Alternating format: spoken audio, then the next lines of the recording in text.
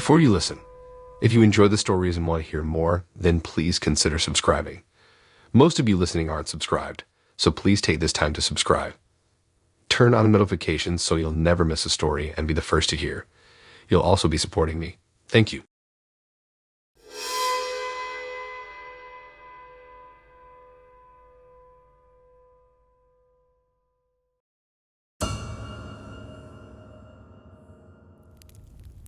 When the Jorgensens first moved in next door, I thought their perfectly manicured lawn and SUV in the drive meant typical suburban family. But the first night I witnessed dark shapes slipping from their side yard into the gloom of the forest preserve, my teen curiosity flared. Flashlights in hand, they wove through trees with purpose before disappearing into a distant clearing, their murmurs fading until only chirping crickets filled the summer air. Strange, I thought, for new folks to scout woods after dark when still unpacking boxes piled on their porch. From my bedroom window the next evening, I watched the mysterious scene repeat, Mrs. Jorgensen leading the way with determined stride, her husband, and 3 kids falling in line wielding what looked like camping gear.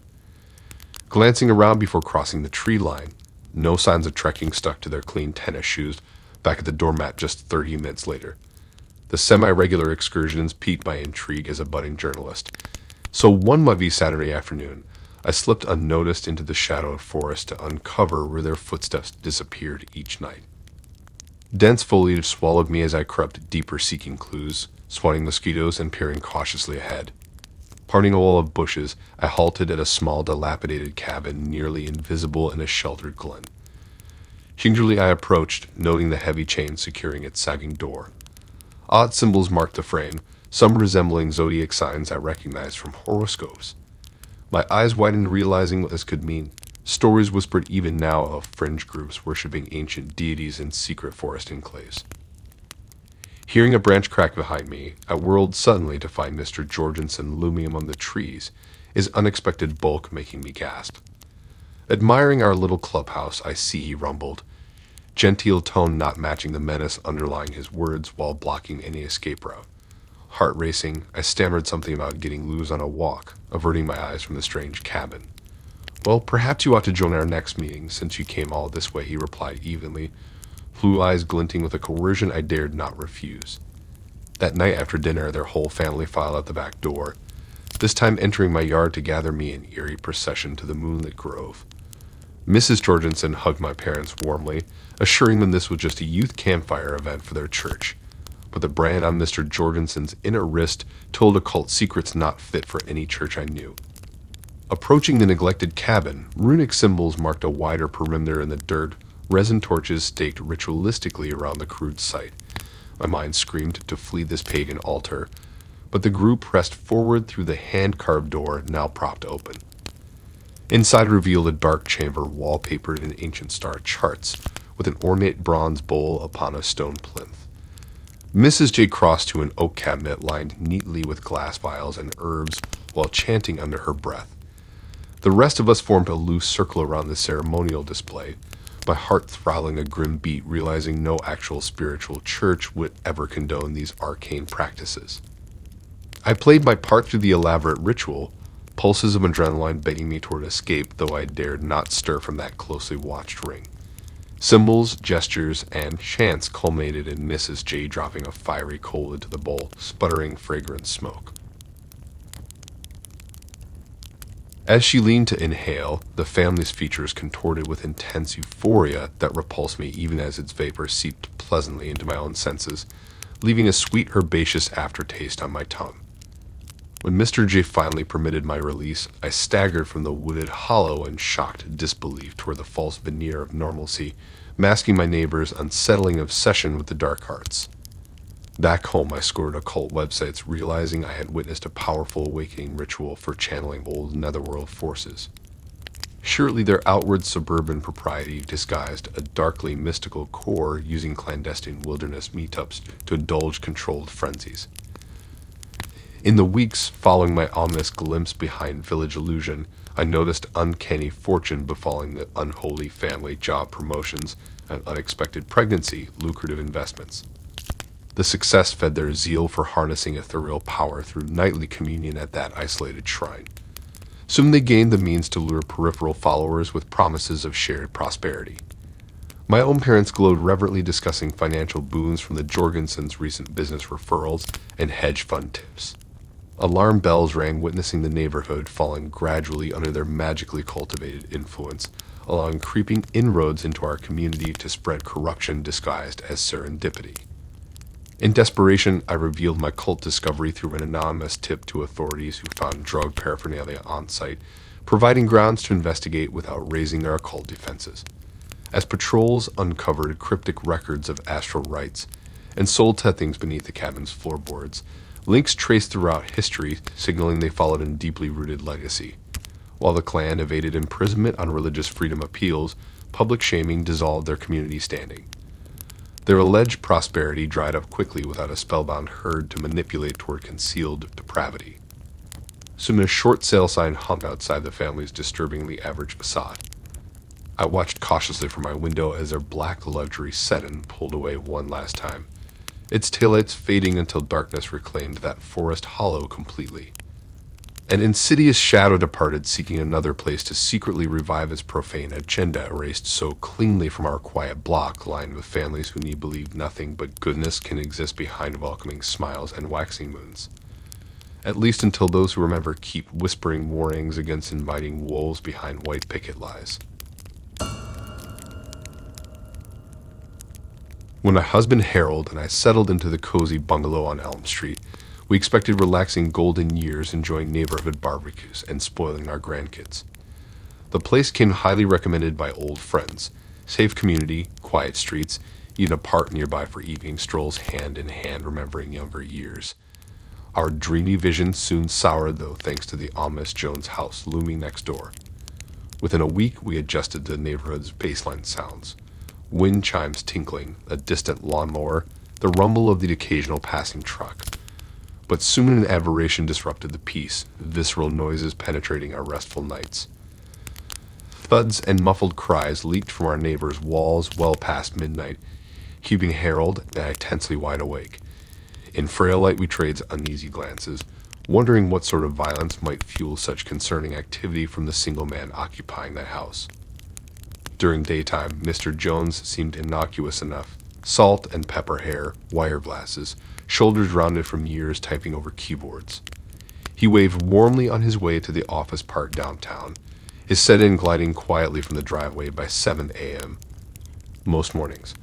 But under cover of darkness, a sinister alter ego emerged, giving the tortured sounds echoing from his domain. I prodded Harold to alert the police about suspected domestic abuse, though we never witnessed Mr. Jones with family or even guests. Officers paying the alleged abuser a visit reported nothing obviously amiss, though they eyed curiously the unusually fortified doors and blacked-out windows. Legally, their hands were tied without proof of harm, and they left after reminding us to call emergency services if life-threatening violence seemed imminent next time. But the hair-raising disruptions only escalated over the following weeks, pounding, snarling, shrieking well into sunrise hours. Once I even saw Mr. Jones hauling a large wrapped bundle from his trunk into the basement doors after midnight. The lumpy shape conjured body-sized visions, making my chest constrict with fear at what vile secrets our neighbor clearly hid. By then, insomnia and frayed nerves made concentrating difficult for me and Harold. We stopped taking twilight walks, avoiding the Jones house shadows. A growing sense of being trapped in our own home set in, like the tiny patch of lawn we still enjoyed between violent episodes, somehow made us complicit through acquiescence. But uncertainty still paralyzed us from further intervention. Until late one humid evening, the neighborhood erupted with screams piercing the stale air. Harold and I rushed outside in our bedclothes to see one of Mr. Jones' basement windows smashed open from inside. Small bloody hands grasped the outer sill, shreds of skin hanging off of ragged nail beds. Inside the dark space, a woman's frantic wailing poured through the slim breach. The anguished cries resonated with visceral panic and despair. My hands flew to my mouth, realizing the woman or child was making a bold escape after being held captive untold days, weeks, or months in that soundproof dungeon my sinister neighbor so cunningly concealed right under the community's oblivious noses. Harold and I stood stunned on the dim lawn as more houses stirred to life, lights popping on as concerned neighbors peered out. Then Mr. Jones suddenly stormed from his front door, dragging a large black duffel bag stuffed to the brim. His eyes flashed dangerously, seeing us and other growing spectators frozen as witnesses.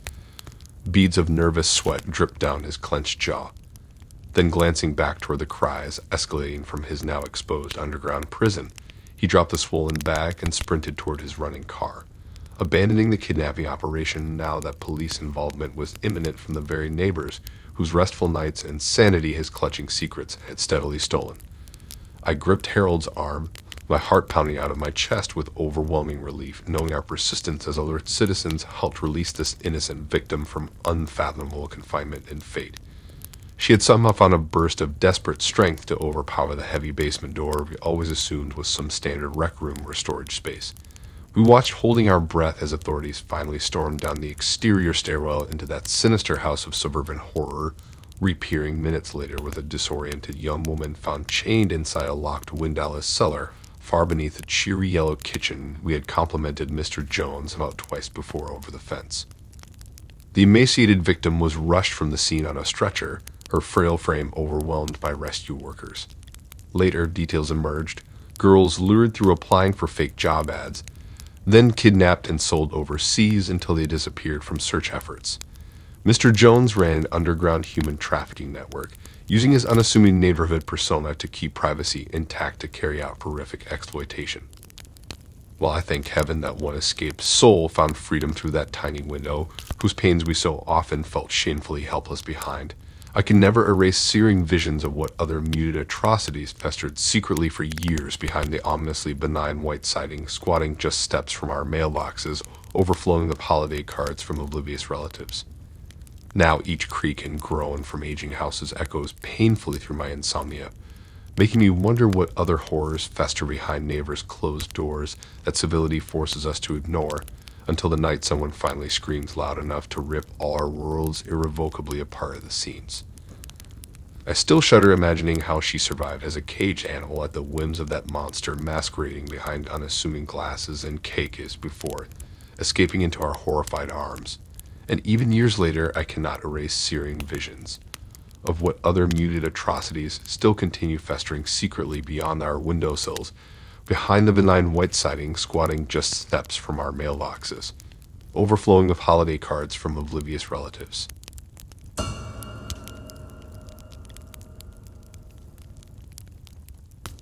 When I first met my neighbor Ned, I thought his attentiveness was merely friendliness. He'd often appeared on his porch simultaneously as I got home, waving enthusiastically before asking about my workday. At first, I appreciated the loner widower's efforts to connect since I had just moved to town alone. But soon his lingering stares and intrusive questions about my weekend plans unsettled me. The queries became strangely specific: who I dined with the night prior, a casual friend's hometown I had mentioned once before. Trying to shake off misgivings, I replied politely but revealed little before hurrying inside, skin prickling under Ned's protruding eyes, tracking my every step. However, his neighborly obsession escalated relentlessly. Anytime I glanced outside, I would catch sight of Ned peering from behind his blinds. He appeared randomly on walks circling near places I frequented. Strange cars tailed my commute. Each new encounter amplified the alarm bells blaring inside my head. Soon packets started showing up anonymously on my porch, filled with unsolicited homemade meals plus intricately knitted goods, even jewelry, presumptuous gifts no mere neighbor had right bestowing. When I donated everything unopened to a shelter stunned by the elaborate arrivals, another bundle appeared emblazoned boldly with "anything for you." Though headless of proof, my gut whispered fiercely it could only be Ned. Returning from errands one afternoon, I'd noticed the doorknob oddly askew. My heart seized imagining Ned picking the lock while I was away to trespass uninvited across my personal space. Just then, his front door swung open as he lumbered out, our awkward eyes meeting briefly before I darted inside hyperventilating, no longer able to deny his encroaching fixation spiraling dangerously out of bounds. The final straw landed days later upon discovering a secret camera angled from the landscaping toward my living room window. Hands trembling, I immediately contacted the police to request intervention for suspected stalking by the longtime family man wilting without companionship into unhinged delusions about our platonic acquaintance. Officers paying Ned a firm visit reported that he denied all accusations of covert photographing and gift leaving. Though without catching him in criminal acts beyond circumstantial evidence, their warnings could only go so far to deter a lonely man teetering on the brink toward believing warped fantasies. They emphasized immediately contacting 911 if his alarming behavior persisted or turned explicitly threatening. Unfortunately, Ned resumed staking out my return home from work the very next day, leering hungrily as I avoided his dull brown eyes. Soon odd knocks and howls outside late at night made me shudder, imagining his brooding form leering beyond each window like a werewolf salivating at cornered prey. Never had I envisioned fearing a neighbor more than muggers in shadowy alleys before this upstanding family man revealed himself a wolf camouflaged sheep's clothing, utterly detached from reality or boundaries. By then, nervous mental exhaustion left me jumping at every creak of floorboards, cracking curtain to anxiously peer at his darkened windows, harboring sick, dizzying compulsions, fixating on my slightest movements. I realized then Ned's sound home had become his prisoner, as much as his twisted gaze made me one. His condition seemed less attraction than possession by idea of who I was until reality blurred beyond all reason or turning back. Finally, witnessing his silhouette skulking behind the back fence one dusky night compelled me again to phone emergency services in tears, reporting the scene unfolding outside my bathroom despite every previous warning. Thankfully, this time officers arrived swiftly, apprehending Ned mid-trespass on my property given the long-documented case history. Though he sputtered excuses about checking stricken trees, the mounted camera facing directly upon my shower left no question about his scopophilic motivations. Later that year, I saw Ned only once more, expressionless behind a courtroom glass receiving his sentence for stalking, a bittersweet finale I prayed would urge psychiatric treatment, yet never restore a lost sense of security. In the following weeks, I wavered constantly whether to leave behind my beloved new cottage, now steeped in trauma from those penetrating eyes forever etched in memory. Eventually, practicality motivated a move downtown closer to bright crowds and safety in numbers. Still, I struggled ever view neighbors without suspicion, recall vividly those probing eyes stripping me naked of all boundaries society deems inviolable. For no distance feels far enough once a stranger erases permission, looking straight through your fortress walls into unspoken dreams and current nightmares. If indeed eyes are windows to the soul, may mine forever shudder quickly lest darkness glimpse my light again. Thanks for listening in. If you like these stories and want to hear more, then please subscribe and like and support this new channel. We have more stories for you to listen to.